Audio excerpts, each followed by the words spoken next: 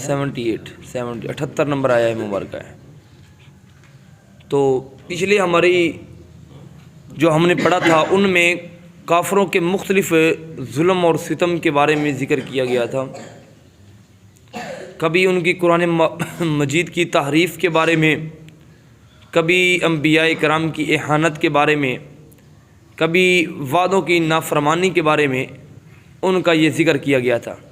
یہ آیت نمبر جو شروع ہو رہی ہے میں ایک دفعہ پڑھ دیتا ہوں۔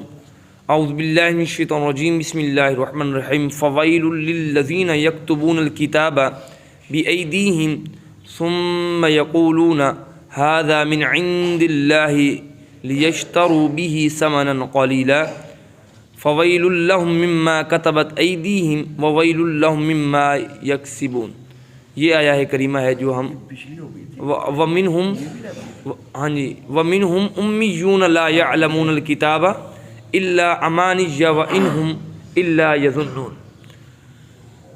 پیچھے ہم نے کل کے جو ہے سبق میں ہم نے ذکر کیا تھا، وہ ذکر یہ تھا کہ جب وہ لوگ ملتے ہیں ایمان والے تو پھر ان کے کہتے ہیں کہ ہم آپ کی طرح ایمان لے آئے، اور جب آپس میں اور ایمان جب ملتے ہیں ایمان والوں سے کہتے ہیں کہ نبی رحمت شفیع معظم صلی اللہ علیہ وسلم کا ذکر تو ہماری کتابوں میں موجود ہے، تورات، زبور، انجیل میں موجود ہے، تو جب وہ علیحدہ ملتے تو ان کا دوسرا گروہ کہتا کہ ارے تم وہ باتیں کرتے ہو کہ جو تمہارے ہی خلاف دلیلیں بن رہی ہیں، کیا تمہیں عقل نہیں ہے؟ اور پھر اللہ رب العزت نے ارشاد فرمایا کہ میں جانتا ہوں جو کچھ تم اعلانیہ کرتے ہو، جو کچھ تم چھپاتے ہو۔ اب اللہ رب العزت نے ارشاد فرمایا وَمِنْهُمْ أُمِّيُّونَ، اور وہ جو لوگ جو یہ پچھلے سارے کرتے تھے ان میں سے کچھ ایسے لوگ تھے جو علماء تھے، ان کا تذکرہ ہوا، کچھ ان میں سے تھے جو منافقین تھے، ان کا تذکرہ ہوا۔ پہلی قسم کو جو بیان کیا گیا وہ کون سی تھی؟ علماء کی۔ کون سی تھی؟ علماء یہود، علماء بنی اسرائیل، علماء کا مختلف تذکرہ کیا گیا، ان کے جو جاننے علم کو جاننے والے تھے، جس طریقے سے وہ قرآن مجید کی آیات مبارکہ کو بدلتے تھے۔ پھر اس کے بعد منافقین کا تذکرہ کیا گیا کہ وہ لوگ منافقین ہیں جو کچھ اندر کچھ ہوتا ہے باہر کچھ ہوتا ہے، یعلم ما یسرون وما یعلنون، اللہ رب العزت اس تمام چیزوں کو جانتا ہے جو کہ وہ چھپاتے ہیں۔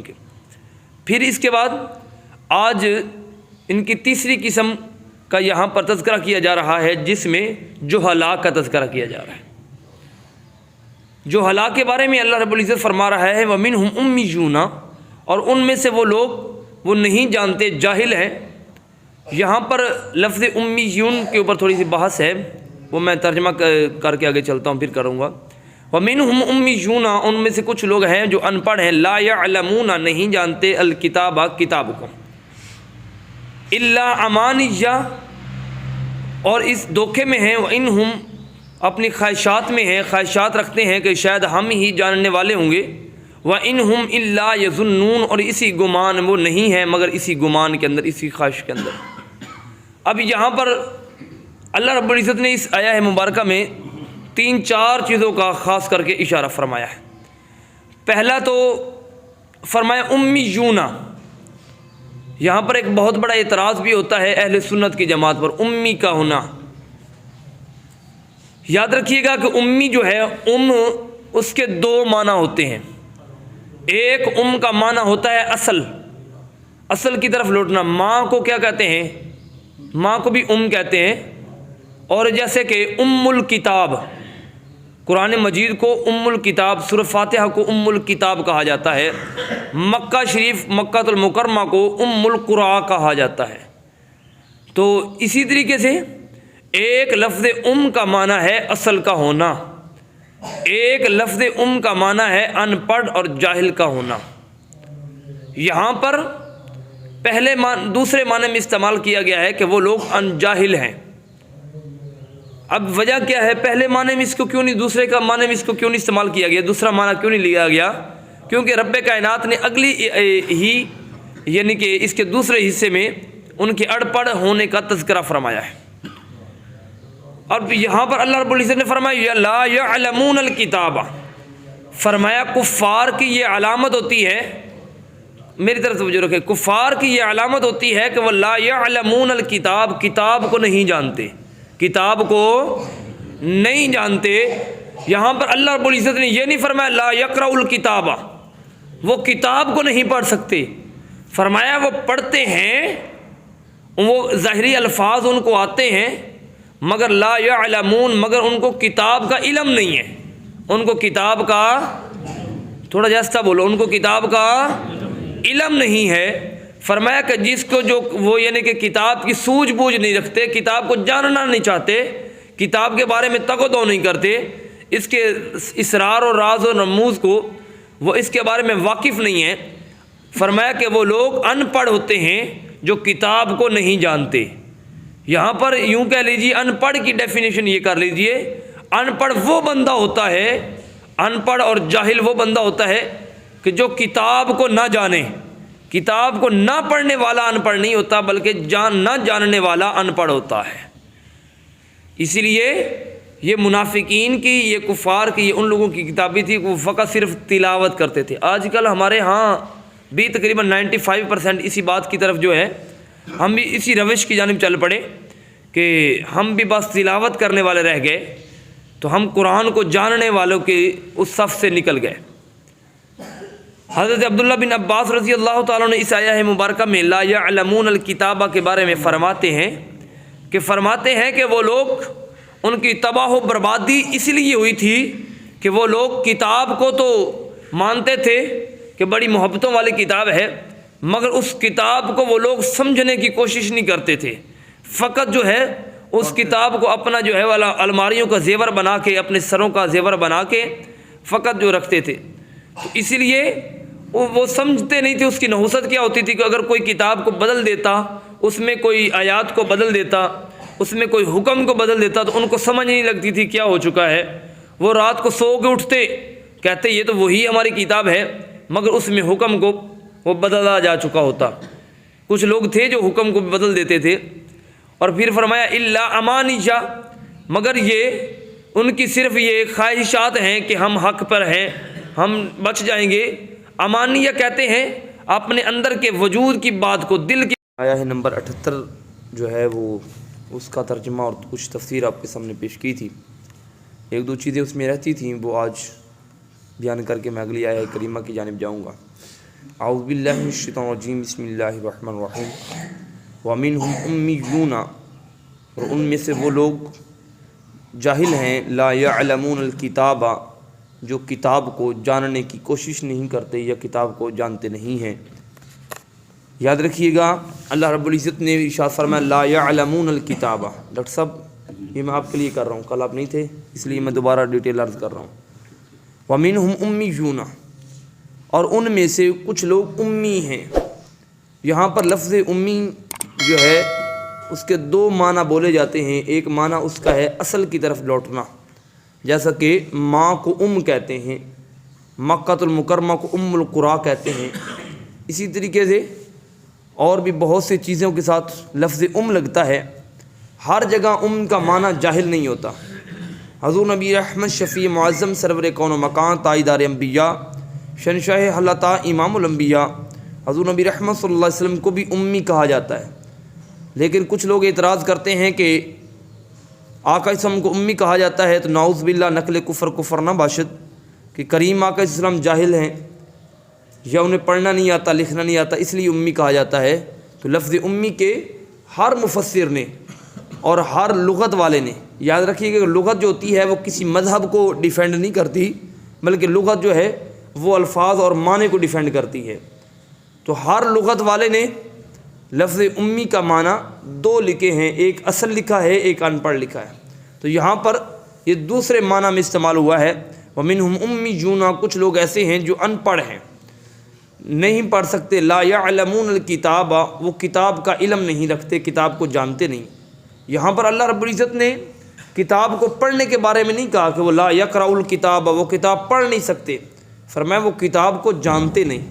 پڑھنا اور ہوتا ہے، کتاب کو جاننا اور ہوتا ہے۔ الا امانیہ، مگر وہ اپنی غلط فہمیوں میں ہیں، اپنی خواہشات میں ہیں۔ وَإِنْهُمْ إِلَّا يَظُنُّونَ، اور وہ اس میں ہیں مگر اپنے گمان کے اندر ان کو ہر وقت یہی گمان رہتا ہے کہ شاید ہم حق پر ہیں۔ یہاں پر لفظ امانیہ آیا، اس کے اندر مفسرین نے کلام فرمایا ہے۔ آپ فرماتے ہیں کہ ان کی خواہشات یہ تھیں کہ ہم اپنی مرضی سے اس کی اگر تحریف کر دیں، اس کو بدل دیں، تو ہماری خواہش کے مطابق اللہ رب العزت بھی وہ اپنی بارگاہ سے وہ حکم جو ہے وہ بدل دے گا۔ دوسری ان کی خواہش یہ تھی کہ جس طریقے سے اگر کوئی چور چوری کرتا ہے یا کوئی بھی کچھ کرتا ہے، کوئی ظلم اور ستم کرتا ہے، تو اس کی جو سزا ہم مقرر کریں گے وہی اللہ رب العزت اس کو سزا دے گا۔ یعنی کہ جو ہم چاہیں گے وہی رب کرے گا، جو ہم نہیں چاہیں گے وہ ہمارا رب نہیں کرے گا۔ یہ ان کی خواہش تھی۔ امانیہ کہتے ہیں خواہش کو، امانیہ کہتے ہیں غلط فہمیوں کو، ان کے اندر یہ چیزیں پائی جاتی تھیں۔ اللہ رب العزت نے فرمایا یہ ان کا غالب صرف گمان ہے کہ ایسا ہوگا، فرمایا ایسا نہیں ہوگا۔ بہرحال اعوذ باللہ من الشیطان الرجیم، بسم اللہ الرحمن الرحیم۔ فویل للذین، پس وہ لوگ ویل میں ہیں، للذین وہ لوگ، یکتبون جو کتب کر، یکتبون الکتاب جو کتاب کی کتب کرتے ہیں، بایدیہم اپنے ہاتھوں سے۔ یہاں تک اس کا تھوڑی سی تفسیر ہم بیان کر لیتے ہیں، پھر آگے چلتے ہیں۔ اللہ رب العزت نے فرمایا ہلاکت ہے ان لوگوں کے لیے، پس ہلاکت ہے۔ فا جو ہے وہ میں نے پہلے بھی عرض کیا، جہاں جہاں بھی آیا، جہاں پر لفظ سے پہلے فا آ جائے، جیسے فویل للذین آیا ہے، پہلے فا آئی ہے، تو اس سے مراد ہوتا ہے فوراً، یعنی کہ کسی چیز کا فوراً بدلہ دیا جانا۔ فرمایا فویل للذین، ان کے لیے ویل ہے۔ اب یہاں پر لفظ ویل ہے، اس کے ایک مفسر فرماتے ہیں، سنتے جائیے گا، فرماتے ہیں اس سے مراد ہلاکت ہے۔ کچھ فرماتے ہیں ویل ایک پہاڑ ہے۔ ویل کیا ہے بھائی منیر صاحب؟ ویل کیا ہے؟ بولیے کیا ہے؟ پہاڑ ہے۔ اور فرمایا کہ کل قیامت والے دن اللہ رب العزت کچھ بدبخت ایسے ہوں گے کہ جن کے اوپر وہ پہاڑ کو گرایا جائے گا۔ وہ پہاڑ پتھروں کا نہیں بلکہ وہ ایک آگ کا ایک پہاڑ ہوگا، ایک آگ کا گولا ہوگا جو کل قیامت والے دن ان کے اوپر گرایا جائے گا۔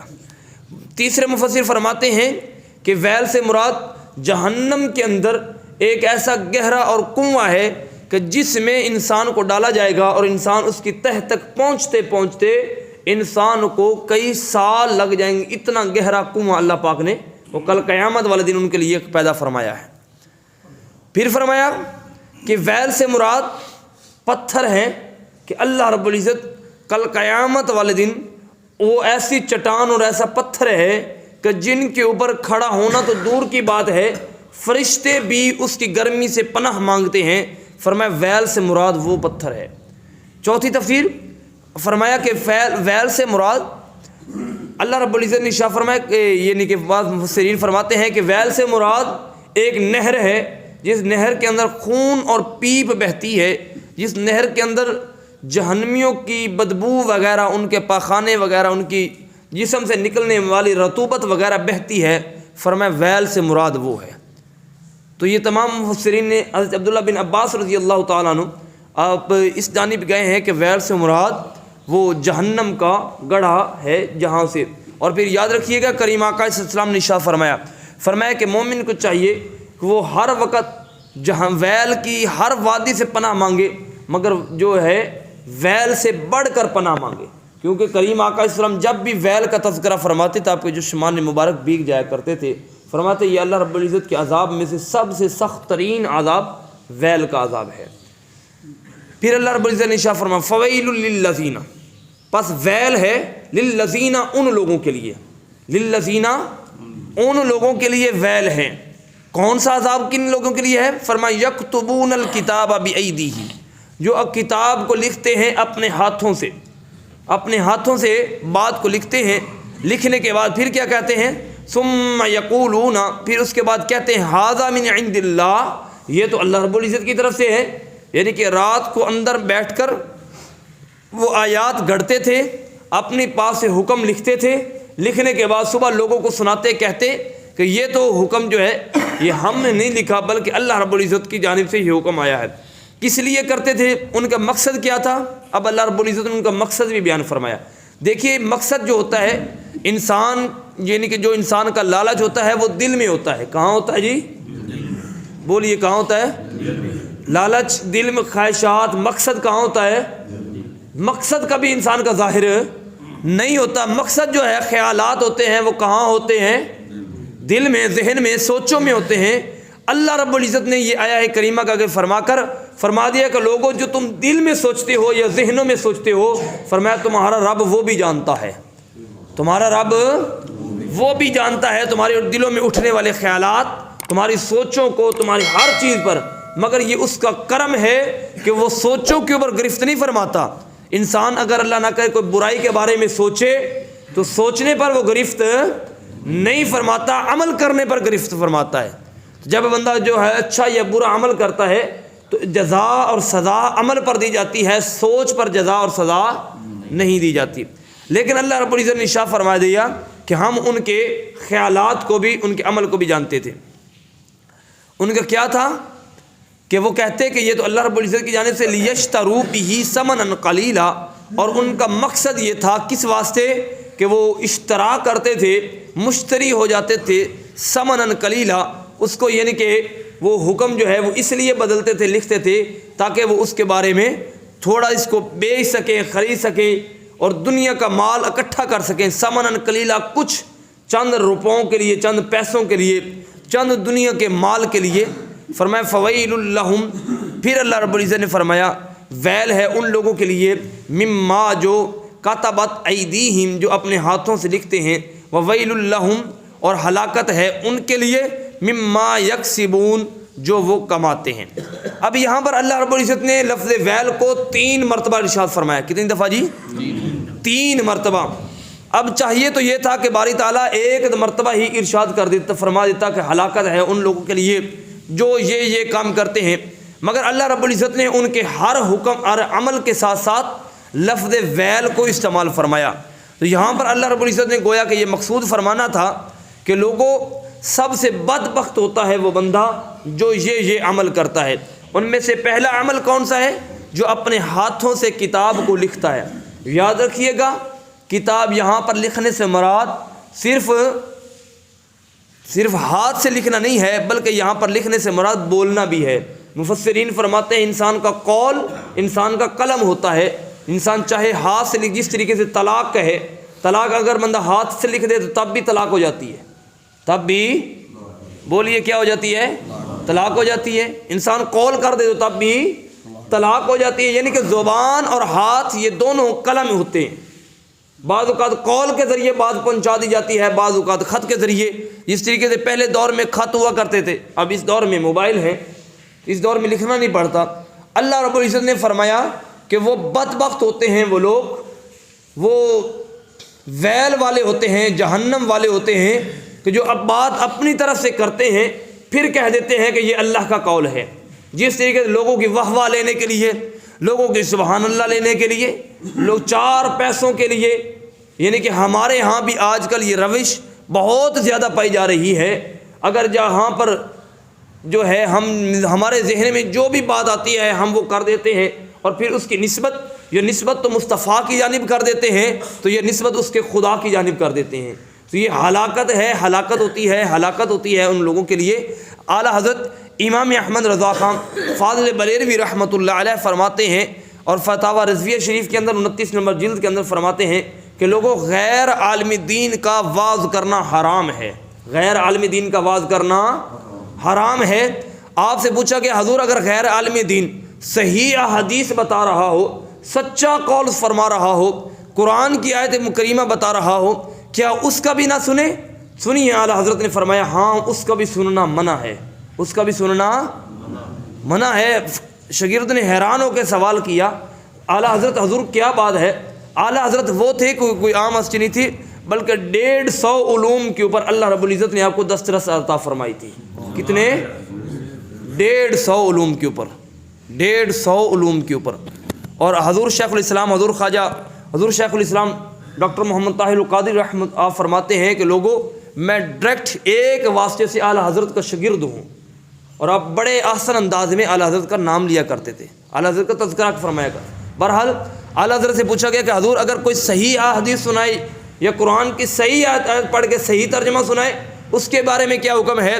فرمایا اس کا بھی سننا منع ہے، اس کا بھی سننا منع ہے۔ پوچھا کہ حضور وجہ کیا ہے؟ کہا کہ اگر آپ ایک اس سے صحیح حدیث سنیں گے اور سننے کے بعد آپ اس پر یقین کر لیں گے، وہ ایک دفعہ، دو دفعہ، تین دفعہ، چوتھی دفعہ وہ اگر آپ نے اس نے غلط بھی آپ کو کہہ دیا تو آپ کو تو پہلے یقین ہے، آپ تو اس پر اعتماد پہلے کر کے بیٹھے ہیں۔ فرمایا اس لیے چاہیے کہ غیر عالم دین کے لیے واعظ کرنا منع ہے۔ اور پھر فرماتے ہیں کہ عالم دین غیر عالم دین سے واعظ کرنا اس لیے منع ہے کہ اس کو نہیں پتہ کہ اس یعنی کہ حدیث کے پیچھے اس کی ناسخ کتنی ہے، اس کے راویوں کے اوپر کیا بحث ہے، کون سا راوی، یعنی کہ اس نے اصول تفسیر نہیں پڑھی، اس مکاتب بھی نہیں بیٹھا، تو فرمایا کہ جو ہے ان کو راویان کے بارے میں نہیں پتہ ہوتا، حدیث مبارکہ کے ناسخ و منسوخ کے بارے میں نہیں پتہ ہوتا، کون سی حدیث کون سے حکم کے لیے ہے۔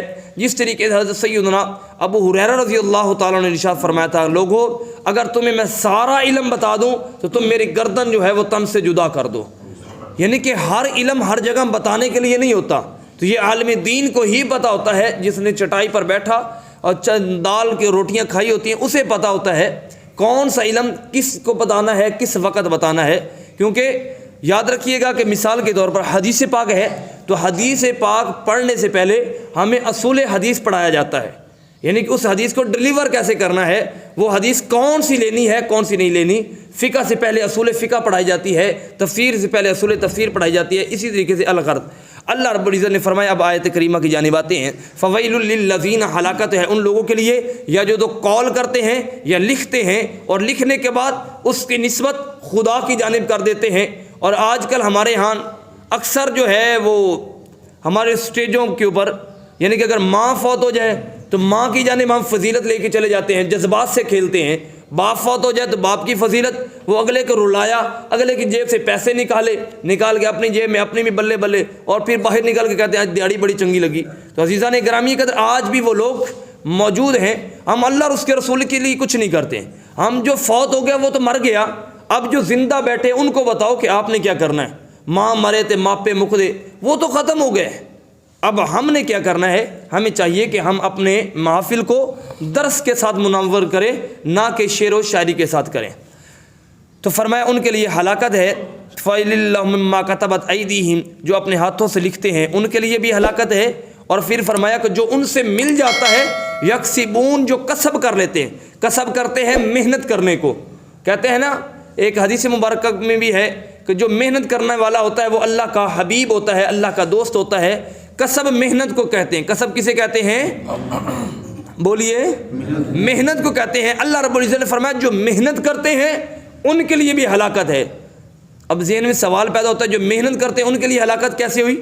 فرمایا وہ غلط جانب محنت کرتے ہیں۔ اب انسان ساری رات جو ہے وہ روڈ کے اوپر کھڑا رہے، پسٹل لے کر لوگوں کو لوٹتا رہے، کہے جی میں نے ساری رات محنت کی ہے، وہ جناب رشوت کے کھاتا رہے، کہے جی میں نے محنت کی ہے، میں نے تو جناب وہ فلاں کام کیا تھا اس کے بدلے میں۔ اور پھر ہم جو ہے ایسے، ہم تو بنی اسرائیل کی قوم سے بھی میں کہتا ہوں کچھ لوگ ہمارے بدتر ہیں کہ وہ جناب رشوت لے کے کہتے ہیں یہ جی آپ کی مٹھائی ہے، یہ انعام ہے، مٹھائی کے نام پہ، انعام کے نام پہ ہم سب کچھ رگڑ جاتے ہیں۔ اللہ رب العزت نے فرمایا ایسی کمائی وہ جو ہے وہ تمہیں ہلاک کر دے گی، اس دنیا میں بھی اس دنیا میں بھی۔ تو یاد رکھیے گا ان حرام کی کمائی سے دو بہت بڑے نقصان ہوتے ہیں۔ ایک، نسل جو ہے آپ کے خاندان، آپ کے بچے جو ہیں وہ بگڑ جاتے ہیں، وہ پتہ چل جاتا ہے کہ یہ حرام کی کمائی پہ پلنے والے ہیں۔ وہ یہ ایک حدیث مبارکہ بھی ہے، کریم آقا صلی اللہ علیہ وسلم نے ارشاد فرمایا کہ کسی کی جانب ارشاد فرمایا کہ یہ حرام الولد ہے، تو وہ اپنی ماں کے پاس گیا، کہنے لگا کہ حضور نبی رحمت صلی اللہ علیہ وسلم کا فرمان کبھی غلط نہیں ہو سکتا، آپ بتائیے کہ میں کس کا بچہ ہوں۔ اس کی ماں نے کہا کہ میں قسم کھاتی ہوں جس کی مرضی کا ہو، میں کبھی کسی کے بستر پر نہیں گئی، کبھی کسی کے ساتھ یعنی کہ میں نے بدفعلی نہیں کی۔ وہ حیران تھا، پریشان تھا کہ سرکار دو عالم صلی اللہ علیہ وسلم کے منہ زبان اقدس سے کوئی جملہ غلط نہیں نکل سکتا۔ اس وقت واپس آیا بارگاہ مصطفیٰ میں، عرض کی کہ حضور میری ماں کہتی ہے کہ میں کبھی کسی کے پاس نہیں گئی، حضور آپ ارشاد فرما دیں۔ میرے کریم آقا نے فرمایا ہاں تیری ماں پاک دامن ہے مگر تو حرام ہے۔ عرض کی حضور وہ کیسے؟ میرے کریم آقا اسلام نے ارشاد فرمایا تیرا والد جو تھا وہ تجھے حرام کی کمائی سے پالتا رہا، فرمایا اس لیے تو حرام الولد ہے۔ تو یہ حرام کی کمائی جو ہے وہ نسلیں بگاڑ دیتی ہے، آخرت بگاڑ دیتی ہے۔ حرام کی کمائی جو ہے وہ انسان کو تباہ و برباد کر دیتی ہے۔ اللہ رب العزت نے اس لیے فرمایا لوگوں جو وہ کسب کرتے ہیں، حرام کے ذریعے کسب کرتے ہیں، فرمایا ان کا سارا کسب کرنا فرمایا وہ ویل ہے، وہ ویل ہے اور وہ ویل ہے۔ اللہ رب العزت عمل پیرا ہونے کی توفیق عطا فرمائے۔ اللہ صرف خواب کی باتیں ہیں جو وہ خواب دیکھ رہے ہیں کہ ہم جو اس کتاب کو جانے بغیر ہم بچ جائیں گے۔ عزیزان گرامی قدر میں یہاں پر آخری بات کر کے بات کو ختم کرتا ہوں۔ اللہ رب العزت نے ارشاد فرمایا جو کتاب کو نہیں جانتے ان کو یہ گمان ہے کہ ہم بچ جائیں گے، یہ صرف ان کا خواب ہے۔ بچتا وہی ہے جو کتاب کا علم رکھتا ہے، بچتا وہاں یہاں پر ایک دو عشق کی بات کر دو تاکہ آپ کی نیند جو ہے وہ ختم ہو جائے۔ بچنے کا ایک طریقہ ہے، بچنے کا واحد نجات ہے، واحد نجات بچنے کی ایک طریقہ ہے کہ بندہ کتاب کو جانے، اس کے اسرار و رموز کو جانے، اس کے بارے میں انسان اس کے معنی جات کو جانے کہ یہ کتاب ہمیں کیا حکم دے رہی ہے، کس جانب لے کے جا رہی ہے۔ اللہ رب العزت نے اپنی کتاب قرآن مجید میں بے شمار نبیوں کے تذکرے فرمائے ہیں، بے شمار بے مواقع کے اوپر، اور بعض اوقات ایسے بھی تذکرے فرمائے ہیں کہ نبیوں کو کوئی ضرورت پڑی ہے ولی کی تو انہوں نے ولیوں سے بھی طلب حاصل فرمائی ہے۔ سبحان اللہ، اولیاء کو میں دلیل میں دوں گا نا، ذرا اونچی بات سے کہیے گا۔ نبیوں کو بعض اوقات اللہ کے نبی، اللہ کے رسول، اللہ کے پیغمبروں کو ضرورت پڑی تو ولیوں نے اپنے نبیوں کی بھی مدد فرمائی ہے، ولیوں نے بھی اپنے نبیوں کی، مگر یاد رکھیے کہ نبی ہر دور میں مشکل کشا ہوتا ہے، ہر دور میں ہر نبی اپنی امت کے لیے مشکل کشا رہا ہے۔ یہ سرکار کا امتیاز ہے کہ سرکار دو عالم صلی اللہ علیہ وسلم اپنی ظاہری حیات سے لے کر کل قیامت تک ساری دنیا کے لیے مشکل کشا بن کے آ گئے تھے۔ حضور نبی رحمت صلی اللہ علیہ وسلم کا یہ امتیاز اور تر امتیاز ہے۔ بہرحال قرآن مجید ایسی بھی مثالوں سے بے شمار بھرا پڑا ہے کہ نبیوں کو جب مدد کی ضرورت ہوئی ہے تو انہوں نے اپنے ولیوں سے مدد حاصل فرمائی ہے۔ اس کی میں ایک مثال دے دیتا ہوں۔ حضرت سلیمان علیہ السلام نے، آپ کو تخت کی ضرورت تھی کہ تخت آئے، تو تخت آنے کے بعد آپ نے سب سے پہلے پوچھا کہ تخت کتنی دیر میں آ جائے گا، تو جن بول اٹھا کہ میں تخت لے آتا ہوں مجلس کے برخاست ہونے سے پہلے پہلے۔ تو آپ نے فرمایا نہیں، اس سے پہلے چاہیے، کوئی قرآن مجید ہے، اس سے پہلے چاہیے۔ اس وقت ایک ولی اٹھا اور ولی نے جناب اپنے نبی کی، اپنے حضرت سلیمان علیہ السلام کی مدد کی، کہنے لگے کہ میں آنکھ کے جھپکنے سے پہلے پہلے تخت واپس لے، آپ آنکھ بند کریں، ابھی آپ کی آنکھ نہیں کھلے گی تو تخت آپ کے قدموں میں آ جائے گا۔ تخت آ گیا، سبحان اللہ بھی آ جائے یار۔ تو بہرحال اب ذہن میں سوال یہ پیدا ہوتا ہے کہ آصف بن برخیہ جو اللہ کے ولی تھے، ان کے پاس کون سی ایسی طاقت تھی کہ وہ تخت جو ہے وہ کوئی چھوٹا موٹا تو تخت تو تھا نہیں، اتنا بڑا تخت 80 مربع میل چوڑا، 80 مربع میل لمبا، اتنا بڑا تخت ایک سیکنڈ میں آ جانا، یہ کیسے ہوا؟ اب لا یعلمون الکتابہ کہ میں جو تفسیر جس کے لیے میں نے بات شروع کی ہے، تو اللہ رب العزت کی کتاب قرآن مجید فرماتا ہے کہ اس لیے وہ تخت لایا کہ اس کے پاس کتاب میں سے کچھ علم تھا، کچھ علم آصف بن برخیہ کے پاس تھا، تو اللہ نے یہ اس کو طاقت عطا فرمائی تھی۔ یار جس کے سینے میں سارا علم ہو، اللہ اس کو کتنی طاقت عطا فرمائے گا۔ آصف بن برخیہ کے پاس من عندہ الکتاب، کتاب میں سے کچھ علم تھا، کچھ سے مراد بعض مفسرین نے فرمایا ہے کہ وہ چند کچھ یعنی کہ احکامات تھے جن کو وہ جانتا تھا، اسرار و رموز کو جانتا تھا، اللہ کریم نے اس کو یہ طاقت عطا فرمائی تھی۔ تو یار یہ اس کا علم ہے، تو جس کو اللہ نے سارے قرآن کا علم عطا فرما دیا ہو، اس کے علم کا کیا حال ہوگا، ان کے مقام کا کیا حال ہوگا۔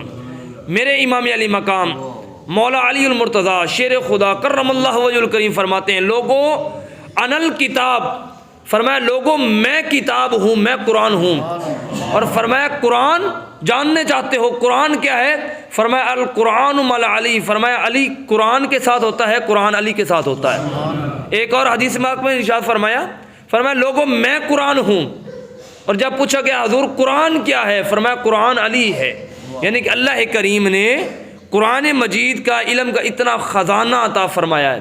مقصد یہ پتہ چلا کہ لوگوں جس نے بھی عزت اور کامیابی پائی ہے اسی کتاب سے پائی ہے۔ یہی واحد کتاب ہے جو انسان کو زیرو سے لے کر ہیرو بنا دیتی ہے، اور یہی وہ واحد کتاب ہے جس کو بندہ چھوڑ کر ہیرو بھی ہو تو بندہ زیرو بن جاتا ہے۔ اس لیے اس کتاب کے ساتھ شغف رکھنا یہ انسان کو بلند مقام و مرتبے تک پہنچا دیتا ہے۔